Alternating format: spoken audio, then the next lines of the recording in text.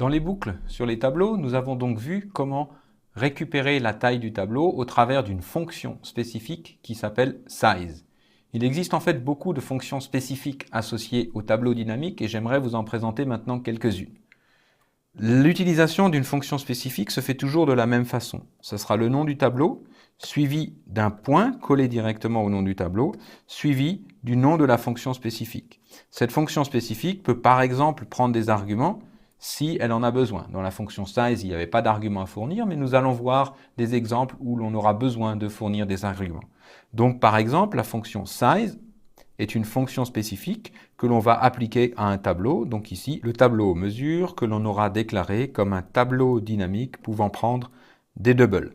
Si l'on veut récupérer cette taille pour pouvoir l'utiliser dans une variable, je vous rappelle que le type de retour de la fonction size, c'est sizeT, et donc on déclarerait une variable, par exemple, nombre de mesures de type sizeT.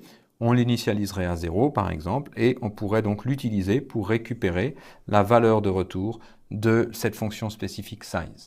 Il existe plusieurs autres fonctions spécifiques propres au tableau dynamique. Par exemple, la fonction front va renvoyer une référence sur le premier élément. Si j'ai donc un tableau qui s'appelle tableau, tableau.front, c'est exactement la même chose qu'avoir écrit tableau crochet 0.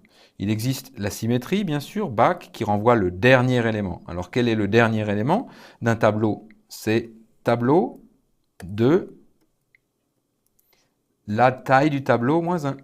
Donc, le dernier élément, c'est tableau de tableau.size moins 1. Il existe une fonction qui permet de tester si le tableau est vide ou non. Donc, la fonction spécifique empty va renvoyer un type booléen qui vous dira vrai si le tableau est vide et faux si le tableau contient quelque chose. Vous avez la fonction spécifique clear qui permet de supprimer tous les éléments d'un tableau auquel elle s'applique, donc toujours la même syntaxe, le nom du tableau, point clear. Après l'appel à cette fonction spécifique clear, le tableau est donc vide. Vous avez ensuite des fonctions qui permettent d'ajouter et de supprimer des éléments derrière un tableau. Donc par exemple, la fonction popBack va permettre de supprimer le dernier élément d'un tableau. Et la fonction pushBack va rajouter un élément à la fin d'un tableau. Je vous rappelle, on parle ici de tableau dynamique dont on peut faire varier la taille, dont on peut rajouter et supprimer des éléments.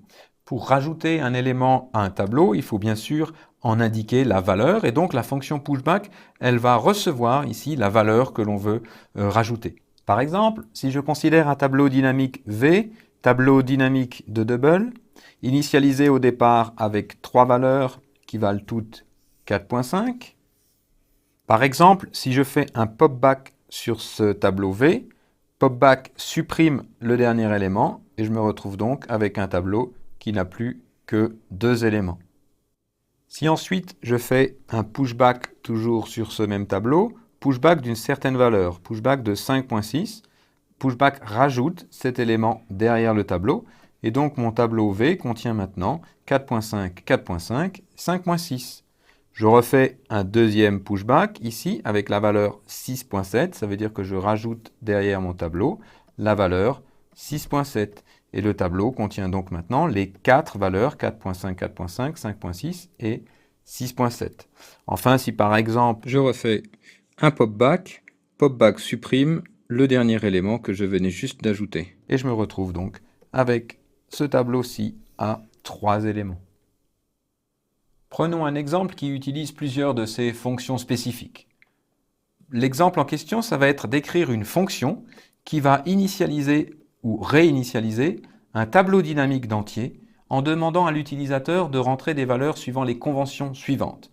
Si l'utilisateur entre des nombres strictement positifs, alors on va les ajouter au tableau.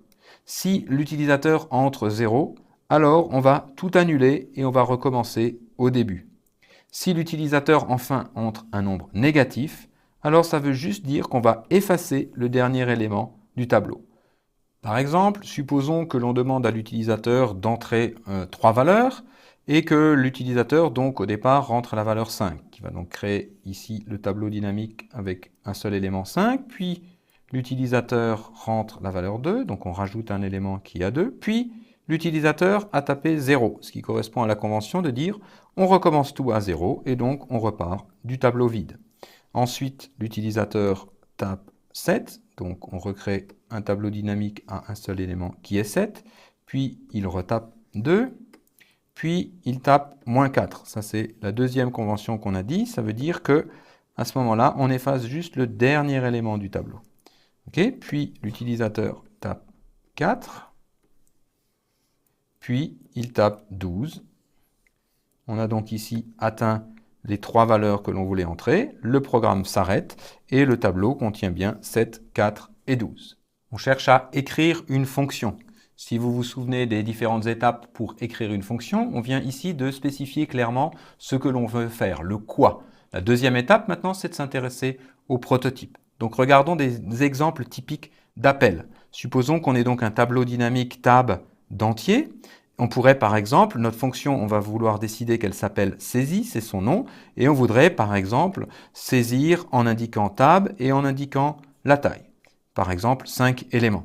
On pourrait aussi décider que arbitrairement, si on ne donne pas la taille, alors à ce moment-là, ça veut dire qu'on aura à saisir 4 éléments, par exemple. Un autre exemple d'utilisation serait ici d'avoir un tableau dynamique qui est déjà initialisé. La différence ici, c'était que tab était un tableau dynamique vide, alors qu'ici, tab 2 est un tableau dynamique qui contient 12 éléments. Et à ce moment-là, on pourrait par exemple dire qu'on va saisir dans tab 2 les 12 éléments, donc tab2.size, qu'il contient. Donc on va les ressaisir en plaçant comme deuxième argument ici sa taille. Voilà donc différents exemples d'utilisation de notre fonction saisie. Reste maintenant donc à l'écrire. Pour écrire la fonction saisie, on commence par se demander quel doit être son prototype. Tout d'abord ses paramètres. On a vu pour cela dans l'appel que l'on allait devoir passer un tableau comme premier argument et qu'on allait avoir un deuxième argument optionnel qui serait une taille. Donc ça nous donne les deux paramètres suivants, un tableau et une taille. Quel est le type de la taille? Pour cela, on respecte la norme qui nous dit que les tailles de tableau sont de type sizeT. Donc on déclare taille de type sizeT. Est-ce que taille peut prendre une valeur par défaut? Oui, on a vu dans les appels qu'on pouvait avoir une valeur par défaut, c'est-à-dire ne pas spécifier la taille, et on va arbitrairement décider donc que cette taille par défaut est 4. Passons au premier paramètre. Le premier paramètre, c'est le tableau dynamique vect. Est-ce que ce tableau doit être modifié par la fonction? Ben oui, c'est bien le rôle de la fonction saisie que de saisir les valeurs du tableau. Donc, comme le tableau est modifié, on va le passer par référence. Son type, c'est un type tableau dynamique d'entier, donc passé par référence. Ce qui nous donne donc la partie paramètre de la fonction. Pour la partie valeur de retour, je vous rappelle, on se pose la question, est-ce que ça a un sens d'écrire z égale saisie d'un tableau? Est-ce que ça aurait un sens? Qu'est-ce que serait la valeur de z de cette saisie d'un tableau? Personnellement, je ne vois pas quel sens ça pourrait avoir, et donc le type de retour ici sera void pour dire que la fonction ne retourne rien. On a donc terminé avec le prototype et maintenant on peut s'intéresser au comment, s'intéresser au corps de la fonction. Donc pour cela, ce que l'on va commencer par faire, c'est de partir du vecteur vide. Donc on va commencer par vider le vecteur vect ici que l'on a reçu comme argument, c'est le même nom que j'utilise, et on va le vider avec la fonction spécifique clear. Ensuite, on va afficher à l'utilisateur saisie de le nombre d'éléments que l'on veut saisir, saisir de, donc par exemple, 3 valeurs, puis ensuite on va faire une boucle tant que l'on n'a pas saisi toutes les valeurs que l'on veut, donc tant que la taille actuelle du tableau vect que l'on est en train de manipuler est strictement inférieure à la taille demandée. Alors à ce moment-là, tant que donc cette condition est vraie, on va afficher le message donc entrer la valeur, mais quelle valeur? À un moment donné, supposons donc que le tableau est partiellement saisi, par exemple, on a déjà saisi les valeurs 7 et 2, et on voudrait donc demander la troisième valeur ici qui va venir être ajoutée. Quelle est la position de cette valeur qui n'est pas encore dedans? La position du dernier élément, c'est la taille du tableau -1, et donc cette position ici à venir, c'est bien la position, c'est bien la taille du tableau. Donc ça s'écrit vect.size Et donc, on va ici afficher vect.size pour dire entrer la valeur, numéro de la valeur qui va être saisie. Ensuite, donc, on prévoit de lire une valeur lue au clavier, la valeur entrée par l'utilisateur. Donc, on lit sur CIN la valeur en question. Et l'on va maintenant donc traiter les 3 cas que l'on a choisis par convention. Donc, on avait dit que si la valeur était négative, alors à ce moment-là, il fallait que l'on supprime le dernier élément. Donc pour ça, il faut garantir qu'on a bien un dernier élément. Donc si la valeur est négative et que le tableau n'est pas vide.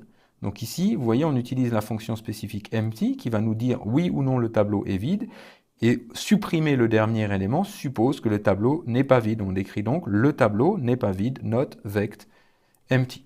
À ce moment-là, donc si les deux conditions, la valeur saisie est négative et le tableau n'est pas vide, alors ce que l'on fait, c'est que l'on supprime, avec la fonction spécifique popback, supprime le dernier élément du tableau vect.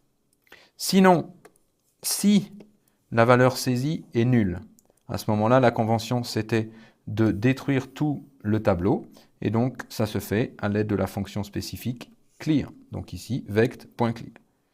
Sinon, c'est-à-dire si soit la valeur est strictement positive, soit elle est strictement négative et le tableau est vide, alors, pour éliminer ce dernier cas et ne garder que le cas de valeur strictement positive, je fais le test, est-ce que val est strictement positif?